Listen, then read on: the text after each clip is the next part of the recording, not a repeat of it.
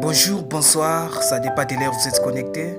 Bien-aimé dans le Seigneur, c'est le frère Caleb depuis la RDC. Je voulais juste partager avec vous cette pensée. Pourquoi il ne faut pas perdre l'espoir? L'espoir peut déjà réaliser la puissance de l'espoir.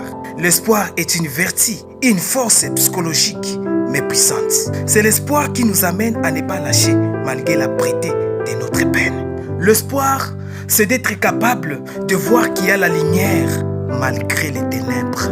Il y a un adage qui dit « Vivre sans espoir, c'est l'affaire sur la terre ». C'est-à-dire dans ce sens, l'espoir est littéralement une projection dans le temps et un mouvement vers la réalisation de nos aspirations.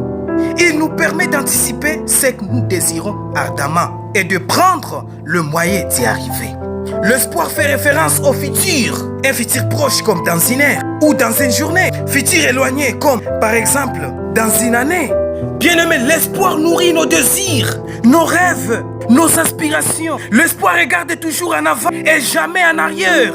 Voilà pourquoi l'espoir nous permet d'avancer plus loin. Parfois comme croyants, les critiques le plus acerbes semblent nous atteindre et nous découragent. On nous traite de faibles du fait que nous nous attendons à Dieu pour pouvoir nous en sortir. Mais ils ne savent pas que la puissance et la présence de Dieu s'opèrent à nous permettant d'avancer avec une ferme assurance. La vie sans espoir, c'est l'enfer sur la terre.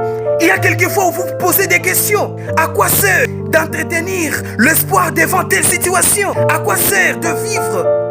À quoi sert-il de vivre après tant de déceptions? Oh, ne vous laissez pas aller envisager de sombres scénarios. Si votre présent est douloureux, l'avenir sera prometteur si vous gardez l'espoir. N'abandonnez jamais et n'oubliez pas que l'espoir fait vivre.